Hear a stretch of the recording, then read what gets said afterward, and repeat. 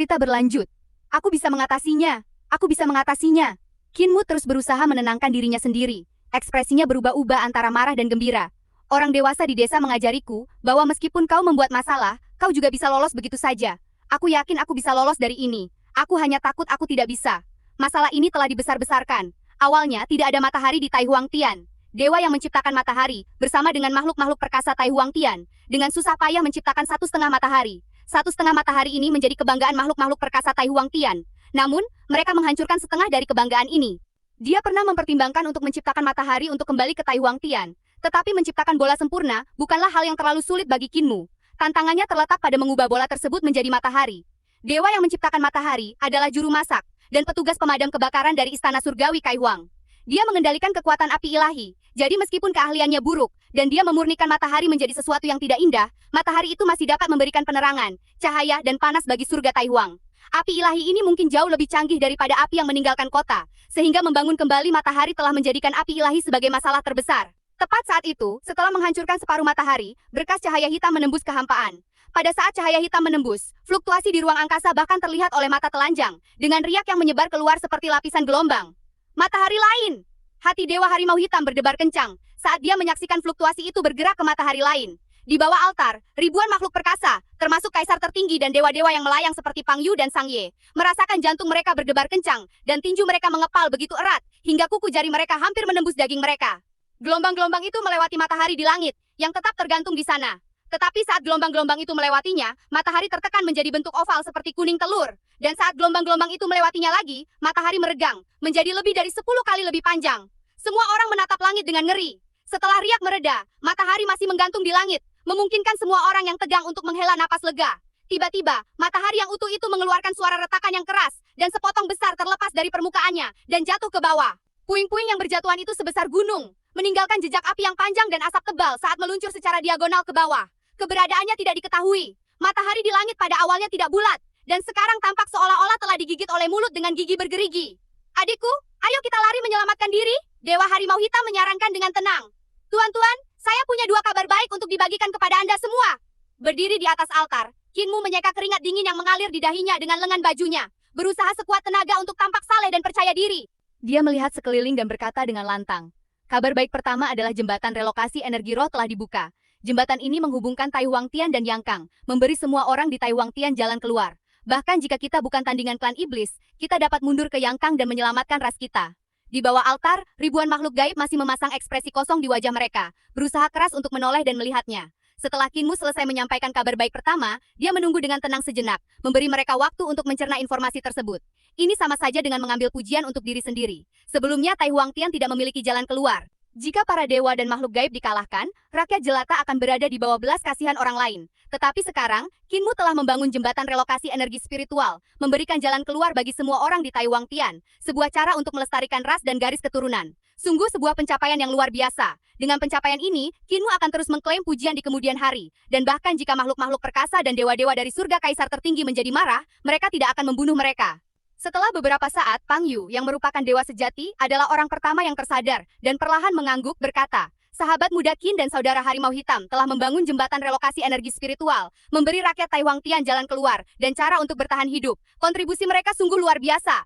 Para dewa, termasuk Yang Mulia Daun Murbei, mengangguk setuju. Kinmu dan Dewa Harimau Hitam telah melakukan pelayanan yang besar. Menghubungkan kedua alam tersebut tidak hanya memberikan jalan keluar, tetapi juga memungkinkan makhluk-makhluk kuat dari kerajaan Yang Kang untuk mendukung Tai Huang Tian, sehingga Tai Huang Tian dapat bertahan lebih lama. Seorang pria dengan kekuatan supranatural tergapap, tapi matahari di langit. Kinmu dengan wajah berseri-seri penuh kegembiraan, tertawa terbahak-bahak dan berkata, ini adalah kabar baik lain yang harus saya bagikan, sebuah momen yang benar-benar menggembirakan. Suaranya menggema. Tuan-tuan, matahari di langit sudah terlalu rusak dan tua. Kita bisa menggantinya dengan 2 matahari baru. Matahari yang bulat, matahari yang sempurna. Keheningan menyelimuti sekitarnya. Tiba-tiba, Sang Hua menjadi bersemangat dan mengangkat kedua tangannya tinggi-tinggi. Hore! Sorakan itu cukup mengganggu. Sorakan Sang Hua semakin meredam, hingga akhirnya gadis berambut kepang panjang itu terdiam, dan batuk 2 kali untuk menutupinya. Tak berani berbicara. Jangan bicara. Dengan senyum kaku, Dewa Sejati Pang Yu berbisik kepada banyak dewa di sekitarnya. Tetaplah tersenyum, tetap tenang, dan jangan menunjukkan niat membunuh. Mereka adalah murid-murid guru surgawi, dan kita harus menjaga ketenangan kita. Seorang dewa tersenyum dan berbisik. Akankah mereka benar-benar membantu kita menempa kembali matahari? Tidak tahu sama sekali. Pang Yu Zenshen berkata sambil tersenyum. Jika mereka tidak menyempurnakannya, kita tidak bisa membiarkan mereka meninggalkan Tai Huangtian. Tetapi dilihat dari ekspresi percaya diri mereka, seharusnya kita bisa. Saat Qin Mu menatap ke bawah ke arah banyak makhluk perkasa dan dewa-dewa berwajah gelap di surga kaisar tertinggi, keringat dingin mengucur di dahinya, seolah-olah banjir telah melanda. Dewa harimau hitam berbisik, "Adikku, mereka tampak sedikit tidak senang. Apakah mereka mengetahui bahwa kita tidak tahu cara memurnikan api ilahi yang dapat menyalakan matahari?" "Diamlah, kakak senior."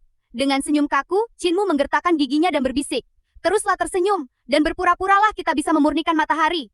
Dewa harimau hitam mempertahankan senyumnya. Suaranya keluar dari sela-sela gigi harimaunya. "Ini pertama kalinya kami mengaktifkan jembatan relokasi psionik. Kami tidak tahu apakah kami dapat terhubung ke altar di reruntuhan besar. Jika kami gagal, akankah mereka membalas dendam kepada kami dan membunuh kami?" "Diam, kakak senior." Senyum Qin Mu tampak agak dipaksakan. "Sekarang jembatan relokasi psionik seharusnya sudah dibuka. Bisakah kita memasuki reruntuhan besar dari sini?" Black Tiger berbisik. "Jika terjadi sesuatu yang tidak diinginkan, kita mungkin akan hancur berkeping-keping jika menyeberangi jembatan, dan muncul asalkan sebagai tumpukan daging yang remuk di sisi seberang." Angin dingin bertiup, dan di sekeliling terasa sunyi. Hari sudah semakin larut di reruntuhan besar. Para raksasa batu berjalan melintasi pegunungan dan hutan, mengangkat palu batu besar untuk memukul tanah, memadatkan dan meratakan bumi.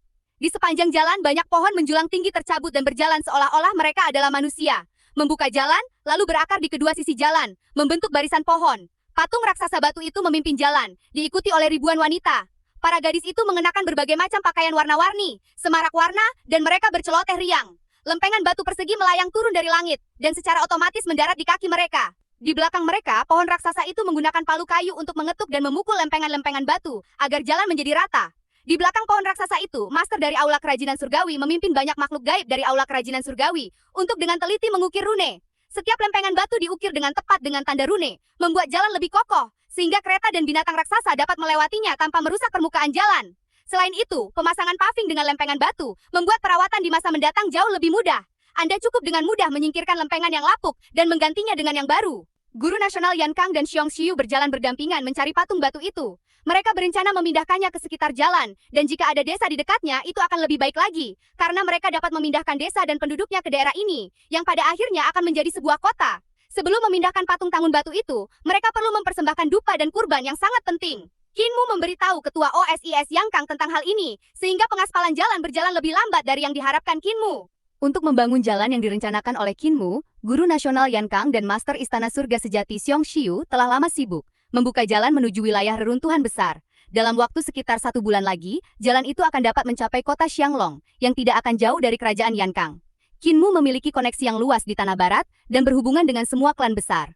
Proyek pembangunan jalan yang menghubungkan Tanah Barat dan Tanah Tengah ini merupakan usaha besar. Tetapi semua klan besar mendukung inisiatif ini, dan telah mengirim banyak tokoh berpengaruh untuk berpartisipasi. Biarkan semua orang beristirahat. Guru besar Kekaisaran Yan Kang melirik ke langit dan berkata dengan lantang, "Kegelapan semakin mendekat. Cepatlah datang ke patung batu itu, dan jangan bergerak di malam hari." Kelompok itu bergegas ke patung batu, menyalakan api dan memasak. Para gadis berceloteh riang tentang para pria Yan Kang, sesekali melirik makhluk gaib dari Aula Kerajinan Surgawi, dan tertawa kecil. Makhluk gaib itu tersipu dan tidak berani berkata apa-apa. Guru besar Yan Kang menatap matahari terbenam dengan tatapan dalam di matanya. Kali ini, Qin Mu bertindak asalkan sebagai manajer yang tidak ikut campur, membebankan pekerjaan berat dan kotor kepadanya sementara dia pergi bersenang-senang. Tapi dia tidak mengeluh. Terakhir kali, ketika dia menaklukkan wilayah barat, dia membebankan pekerjaan kotor dan berat kepada Qin Mu, dan Qin Mu melakukan pekerjaan yang sangat baik. Tepat saat itu langit tiba-tiba bergetar, dan seberkas cahaya hitam turun dari langit, menembus ruang angkasa. Cahaya hitam itu berputar liar, bersinar ke bawah. Ekspresi Grand Preceptor Yan Kang sedikit berubah saat dia melihat ke arah tempat cahaya hitam itu jatuh. Ledakan! Cahaya hitam itu mendarat, dan bumi bergetar terus-menerus. Getaran itu mencapai kaki mereka, dan terasa seolah-olah monster mengerikan akan muncul dari dalam tanah. Penasihat Kekaisaran! Dua pancaran cahaya melesat dari mata Master Aula Kerajinan Surgawi saat dia melihat ke arah lokasi anomali tersebut. Ekspresinya berubah drastis, dan dia berteriak, "Fenomena langit telah berubah drastis, dan gunung-gunung telah muncul dari bumi. Aku khawatir ada roh jahat yang beraksi." Ketua OSIS Yang Kang berdiri dan berkata dengan suara berat, "Kalian semua tetap di sini. Saya akan pergi dan melihat-lihat." Kegelapan menyelimuti, dan Ketua OSIS Yang Kang berjalan menembus kegelapan menuju tempat jatuhnya cahaya hitam. Energi cahaya hitam itu habis, dan cahaya biru melesat dari tanah, menembus ruang angkasa dan membentuk saluran cahaya. Sumber cahaya biru itu adalah sebuah altar besar, sebesar gunung dan rune-rune di permukaannya kini sepenuhnya diterangi. Grand Preceptor Yang Kang memandang altar yang tiba-tiba muncul itu dengan ekspresi aneh. Setelah merenung sejenak, dia berjalan menuju altar dan masuk ke dalam cahaya biru. Di Tai Huangtian, senyum di wajah Qin Mu, dan Dewa Harimau Hitam membeku sepenuhnya. Senyum para dewa di langit, seperti Pang Yu Zhenshen dan Sang Ye Zunshen, serta ribuan makhluk gaib di bumi, juga membeku sepenuhnya. Semua orang telah membeku di sini untuk beberapa waktu. Tepat saat itu, sesosok tinggi dan ramping muncul dari cahaya di tengah altar. Ia adalah seorang pria parubaya yang melihat sekeliling dengan terkejut sebelum pandangannya tertuju pada Qin Mu. Jadi ini pemimpin sekte Qin. Prestasi luar biasa apa yang telah Anda lakukan kali ini? Di mana tempat ini? Qin Mu menghela napas lega. Melihat Guru Yan Kang seperti melihat anggota keluarga. Guru nasional itu benar-benar datang dari reruntuhan besar ke Tai Huangtian untuk memverifikasi kegunaan energi spiritual untuk jembatan relokasi. Dia adalah orang yang tepat untuk membantunya. Jika tidak, mereka tidak tahu berapa lama mereka akan terjebak dengan senyum canggung itu. Qin Mu tidak berani memasuki jembatan secara pribadi untuk menguji keamanan relokasi jembatan psionik. Seperti Dewa Harimau Hitam, dia khawatir mungkin ada cacat desain dan dia mungkin digantung di dalam. Untungnya, guru besar Kekaisaran Yang Kang tiba. Yang lebih penting, mereka menghancurkan matahari. Jika energi psikis masih tidak dapat digunakan di jembatan, makhluk gaib dan dewa-dewa dari kaisar tertinggi surga akan melumpuhkan mereka, meskipun mereka tidak membunuh mereka. Untungnya, guru besar Kekaisaran Yang Kang tiba. Matahari di langit. Guru nasional Yang Kang mendongak dan melihat matahari hampir terbenam. Ekspresinya sedikit berubah, dan dia segera mengalihkan pandangannya, tidak lagi menatap matahari yang sedang surut. Setelah menenangkan diri, dia kemudian bertanya, "Guru, di manakah tempat ini? Dan siapakah para Taois ini?" Penasihat kekaisaran telah tiba tepat pada waktunya. Qin Mu berkata dengan lantang, "Tuan-tuan, izinkan saya memperkenalkan Anda. Ini adalah seorang bijak yang hanya muncul sekali setiap 500 tahun, Guru Agung Kerajaan Yan Kang. Sejujurnya, jembatan suci rakyat Yan Kang telah hancur, dan Guru Agung adalah orang pertama yang membangun kembali jembatan suci dan menjadi dewa. Dia juga pemimpin reformasi Yan Kang. Guru Agung, ini adalah surga Tai Huang, yang pertama dari 33 surga. Yang ada di udara adalah dewa sejati Pang Yu. Pang Yu, dewa sejati, dan para dewa lainnya sangat terharu, dan segera turun untuk menyambut Guru Nasional Yan Kang. Pang Yu tersenyum dan berkata, "Jadi Anda adalah seorang bijak yang hanya muncul sekali setiap 500 tahun. Saya sudah lama mengagumi Anda. Sejujurnya, saya pernah mendengar legenda tentang seorang bijak yang hanya muncul sekali setiap 500 tahun. Awalnya saya mengira itu hanya cerita rakyat, tetapi saya tidak pernah menyangka akan bertemu dengan orang yang sebenarnya." Guru besar nasional Yang Kang membalas salam itu dengan rendah hati, berkata, "Saudara Dao, Anda terlalu baik. Saya hanyalah orang desa biasa yang belum pernah melihat dunia. Yang disebut orang bijak yang muncul sekali setiap 500 tahun hanyalah sanjungan dari negara kecil." Pang Yu tertawa terbahak-bahak dan menggelengkan kegalanya berkata, "Guru besar, Anda salah. Jika dunia Anda adalah pedesaan, maka surga Tai Huang bahkan bukan pedesaan. Selama era Kai Huang dan era Shang Huang, dunia Anda adalah lokasi istana surgawi. Surga Tai Huang, kami berperang melawan klan iblis selama 20.000 tahun, hanya untuk proteger dunia kalian." Guru Yang Kang sangat terkejut, dan Qin Mu juga tercengang. Sama sekali tidak menyangka bahwa dewa sejati Pang Yu akan mengatakan hal seperti itu. Ada begitu banyak informasi dalam kata-kata itu, sehingga bahkan mereka berdua pun harus mencernanya untuk beberapa saat. Jembatan energi spiritual ini menghubungkan dua alam, yang merupakan hal besar bagi Tai Huangtian kita. Jika kita tidak dapat mempertahankannya, maka kita harus menyimpan kekuatan kita untuk pergi ke istana surgawi. Pang Yu membungkuk dalam-dalam kepada Qin Mu, dan berkata dengan tulus, "Terlepas apakah teman muda Qin dapat menciptakan dua matahari lagi atau tidak, seluruh surga Tai Huang akan mengingat kebaikan dan kebajikanmu yang agung." Qin Mu segera membalas salam tersebut, seraya berkata, "Anda terlalu baik, dewa sejati. Ini adalah kewajiban saya, tidak perlu tersinggung." Guru Yan Kang menoleh ke belakang melihat jembatan dan altar pemindahan energi spiritual yang sangat kompleks itu, dan berseru, "Pemindahan energi spiritual memang sesuatu yang diciptakan oleh sang guru. Di reruntuhan agung, saya tiba-tiba melihat perubahan dramatis dalam fenomena langit, dan bumi bergelombang membentuk sebuah altar, dengan jembatan cahaya yang menghubungkan seperti dua corong. Saya pikir beberapa iblis telah menerobos dua alam, dan ingin menimbulkan kekacauan di reruntuhan agung. Ketika saya sampai di altar dan memeriksanya, itu benar-benar sebuah mahakarya pengerjaan. Numerologi yang digunakan luar biasa, mungkin menggunakan konversi energi spiritual, dan pemindahan energi spiritual. Saya ragu, jadi saya datang untuk melihat sendiri, dan memang itu adalah sang guru. Hanya sang guru yang dapat memiliki ide-ide jenius seperti itu di dunia ini." Qin Mu sangat puas dan dengan rendah hati berkata, "Guru besar, Anda terlalu memuji saya. Semua ini berkat kakak senior Harimau Hitam." Dia memperkenalkan para dewa yang hadir kepada Guru Nasional Yang Kang, dan berkata dengan penuh makna, "Guru Nasional, sang suci penebang kayu juga berada di surga kaisar tertinggi. Penebang kayu itu adalah seorang santo." Guru Yang Kang sangat terharu.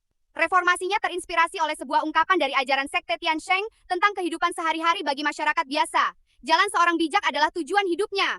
Untuk menjadi seorang santo, seseorang perlu menegaskan perkataan, ajaran, dan kebajikan. Ketiga hal ini diperlukan untuk mencapai kesucian, dan itulah yang telah dilakukannya. Dia tidak pernah menyangka bahwa sosok legendaris ini ada di sini. Bagaimana mungkin dia tidak bersemangat? Ia sangat ingin bertemu dengan senior yang telah membimbingnya ke jalan reformasi. Kinmu jarang melihatnya begitu bersemangat dan tertawa. Santo penebang kayu tidak ada di sini sekarang, tetapi sedang bersama 24 dewa untuk menyerang klan iblis. Guru besar, Anda baru saja tiba di sini dan belum memahami surga kaisar tertinggi. Izinkan saya memberitahu Anda ini, dan Anda akan memahami keajaiban membangun jembatan relokasi energi roh. Kinmu berkata dengan penuh makna. Silsilah seni Taoisme kaisar langit tertinggi tidak pernah terputus. Apa? Guru Yang Kang tampak tak percaya dan berseru. Tradisi Tao di sini tidak pernah terputus. Maksudmu teknik dan kemampuan supranatural mereka tetap terjaga utuh? Mustahil. Lihatlah matahari di langit. Tingkat ramalan mereka 100.000 mil di belakang Yang Kang, dan mereka bahkan tidak sebaik para sarjana Akademi Kekaisaran. Dewa Harimau Hitam mengerutkan bibir, berpikir dalam hati. Santo yang hanya muncul sekali setiap 500 tahun ini hanyalah seorang pria yang kondisi mentalnya belum dipupuk dengan benar. Dalam waktu singkat, pikirannya menjadi gelisah dan jantungnya berdebar kencang, dan sekarang ekspresinya telah berubah drastis, membuatnya sulit mengendalikan emosinya. Yang disebut Santo hanyalah nama belaka, tidak lebih. Kinmu sedikit malu dan tergagap. Sinar matahari terlalu menyilaukan mata. Guru Yang Kang mencibir. Ini lebih dari sekadar pemandangan yang buruk. Ini membuat orang ingin mengambil pisau dan mencukurnya sampai bersih. Jika seorang sarjana dari Akademi Kekaisaran membuat hal yang kasar seperti ini, dia pasti akan diusir dan dikirim kembali untuk memperbaikinya. Di sekeliling, para dewa Tai Huang Tian saling memandang dengan canggung dan tetap diam. Kinmu tidak punya pilihan selain merendahkan suaranya dan berkata, Guru besar, mohon bicara pelan-pelan. Meskipun warisan sihir Tai Huang Tian telah terputus, sihir dan kekuatan supranatural belum terputus. Dengan kekuatanku, di antara para praktisi kekuatan supranatural tingkat yang sama di Tai Huang Tian, aku hanya bisa berada di peringkat 10 besar. Bukankah sang guru bersikap rendah hati? Tanya Ketua Nasional Yang Kang dengan ragu. Kinmu berpikir sejenak dan berkata dengan malu-malu. Aku agak merendah. Namun banyak makhluk gaib di Tai Huang Tian memiliki tubuh fisik dewa sejati muda. Mereka lebih cepat dan lebih kuat dariku. Kemampuan adaptasi mereka, kekuatan kemampuan gaib mereka, wawasan mata ilahi mereka, dan teknik kultivasi mereka jauh lebih unggul daripada Yang Kang. Guru Yang Kang menarik napas dalam-dalam untuk menenangkan diri. Alasan dia begitu bersemangat terutama karena ada kesenjangan besar antara sihir Taois dan kekuatan supranatural Yang Kang. Garis patahan besar ini terjadi 20.000 tahun yang lalu, ketika kekuatan dan metode supranatural masih sangat kasar dan tidak sistematis. Istana Kaisar Manusia, Sekte Taois, Kuil Guntur Agung, dan Sekte Suci Surgawi menyebarkan ajaran mereka ke seluruh dunia. Tetapi masing-masing memiliki keterbatasan, dan kekuatan serta metode supranatural yang mereka sampaikan tidak lengkap. Baik Sekte Taois maupun Kuil Guntur Agung mengalami kehancuran besar selama bencana tersebut. Istana Kaisar Manusia hanya memiliki satu penerus per generasi, sementara Sekte Suci Surgawi baru saja didirikan dan telah memulai pekerjaan misionarisnya. Xiao Yujing juga didirikan pada waktu itu, tetapi Xiao Yujing tidak tertarik pada urusan duniawi dan tidak memiliki penerus untuk bepergian dan menyebarkan ajaran tersebut. Sepanjang sejarah, sekte-sekte lain secara bertahap muncul, dan teknik kultivasi serta kemampuan supranatural mereka dibangun dari nol. Mereka kemudian terlibat dalam konflik sektarian dan perjuangan antara yang benar dan yang jahat. Konflik-konflik ini menjerumuskan dunia Yan Kang ke dalam kekacauan, dengan pertempuran terus-menerus antara berbagai sekte dan faksi. Namun ketiga tanah suci tetap tertutup, sehingga pertukaran kemampuan dan teknik supranatural menjadi tantangan terbesar mereka. Kekacauan ini baru berubah ketika guru besar kerajaan Yang Kang membantu Kaisar Yan Feng dalam reformasi hukum. Konflik antar sekte dan antara kebaikan dan kejahatan berubah menjadi perebutan kepentingan antara sekte-sekte dan kerajaan Yang Kang. Ketika Kinmu menjadi pemimpin Sekte Iblis Surgawi, ia memungkinkan Sekte Suci Surgawi untuk sepenuh hati membantu Kaisar Yan Feng dan mengalahkan pasukan perlawanan dari sekte-sekte seperti Sekte Taois dan Kuil Petir Agung. Barulah kemudian konflik kepentingan antara sekte-sekte dan kerajaan Yang Kang berakhir, dan metode kultivasi terpadu tercipta, sehingga memungkinkan metode kultivasi dan kekuatan supranatural kerajaan Yang Kang untuk mengalami lompatan besar. Kemudian Kinmu menyampaikan model numerologi ruang jembatan ilahi, memberikan kemungkinan kepada mereka yang memiliki kemampuan supranatural untuk menjadi dewa dan terbebas dari batasan umur. Meskipun begitu, fondasi kerajaan Yan Kang terlalu lemah, sistem kultivasinya masih belum lengkap, dan hanya sedikit orang yang mampu berkultivasi hingga alam ilahi, sehingga masih belum banyak individu yang kuat. Selesainya pembangunan jembatan pemindahan energi spiritual Kinmu memungkinkan Guru Yan Kang untuk menyaksikan datangnya era yang gemilang. Pemimpin tersebut telah memberikan kontribusi yang sangat besar kepada rakyat Tai Huang Tian, dan juga kepada rakyat Yang Kang. Guru besar Yang Kang tiba-tiba membungkuk dalam-dalam kepada Kinmu, dan berkata dengan penuh ketulusan, atas nama seluruh rakyat dunia, saya mengucapkan terima kasih. Kinmu segera membalas salam tersebut. Aku tidak berani. Klan Iblis sedang menyerang Tai Huang Tian, dan Tai Huang Tian sudah berjuang untuk bertahan. Dengan berhasilnya pertahanan Tai Huang Tian, target klan Iblis selanjutnya adalah Daksu dan Yang Kang. Jika Yang Kang dapat membantu kita dapat bertahan sedikit lebih lama. Guru Yang Kang bangkit dan berkata dengan hikmat, setelah saya kembali, saya pasti akan menyampaikan permohonan kepada Kaisar untuk mendukung Kaisar tertinggi. Kinmu tersenyum dan berkata, kalau begitu, serahkan masalah ini kepada Guru Besar dan Dewa Sejati Pang Yu. Anda harus menetapkan aturan untuk relokasi rakyat jelata Tai Huang Tian, agar mereka dapat meninggalkan Tai Huang Tian. Selain itu, tentukan bagaimana Yang Kang dapat mendukung Tai Wang Tian, dan bagaimana cara menukar sihir Taois dan kekuatan gaib. Sang guru besar kekaisaran Yang Kang terdiam sejenak, lalu berkata, apakah kau akan kembali menjadi manajer yang tidak ikut campur? Qin Mu meregangkan badan dan terkekeh. Aku dan kakak harimau sudah lama tidak beristirahat, dan butuh istirahat sebelum kami pergi menjalankan misi pelatihan. Lebih baik jika penasihat kekaisaran yang menangani ini. Ngomong-ngomong, bisakah kau membantu mereka dengan matahari di langit? Guru Yang Kang hanya bisa mengangguk dan menatap dewa sejati Pang Yu, lalu berkata, Saudara Dao, meskipun Yang Kang tidak memiliki sistem kultivasi yang lengkap, reformasi dan perubahannya selama bertahun-tahun telah menghasilkan prestasi dalam teknik Taoisme, dan kekuatan supranatural yang patut dipelajari oleh Kaisar Langit Tertinggi. Pertukaran antara kedua alam pasti akan menciptakan banyak individu yang kuat. Pang Yu, sang dewa sejati, memerintahkan beberapa dewa untuk menjaga jembatan pemindahan energi spiritual dan berkata sambil tersenyum. Guru besar, mari kita pergi ke kota Li untuk membahas ini secara detail. Tolong. Qin Mu memperhatikan mereka pergi, menghela napas lega dan berkata sambil tersenyum. Kakak Hu, mari kita istirahat dulu. Keduanya kembali ke menara kota dan tertidur lelap. Ketika Qin Mu bangun, di luar sudah terang. Setelah mandi, Dewa Harimau Hitam juga bangun. Qin Mu bertanya, ramuan apa yang kau inginkan kakak senior? Akan kubuatkan untukmu. Pil roh? Dewa Harimau Hitam menjilati cakarnya dan membasuh wajahnya, lalu menggelengkan kegalanya dan berkata, aku tidak makan itu, jadi kau tidak perlu khawatir. Sebagai dewa, aku tidak perlu makan terlalu banyak untuk kultivasi harianku. Cukup buat sesuatu untuk mengisi perutku. Qin Mu terdiam sejenak. Ketika ia memikirkan naga dan kilin, ia tak kuasa menahan rasa sedih. Setelah keduanya sarapan, Sang Hua, Yu He, dan yang lainnya datang mencari mereka lagi. Yu He berkata, Guru Yan Kang telah kembali. Beliau mengatakan bahwa pasukan besar makhluk gaib dan dewa dari Yan Kang akan segera tiba. Qin Mu menghela napas lega dan bertanya, apakah ada kabar tentang guru surgawi? Yu He dan yang lainnya menggelengkan kepala dan berkata, sekarang energi spiritual telah digunakan untuk membangun jembatan relokasi. Guru saya, Dewa Sejati Pang Yu, telah memerintahkan rakyat jelata untuk mengungsi dari Tai Huang Tian. Guru nasional Yan Kang sedang mempersiapkan tentara dan kapal untuk menerima mereka di Daksu. Kami datang untuk mencari pemimpin sekte, dengan maksud untuk menyusup ke wilayah iblis dan membantu orang-orang di sana untuk pindah.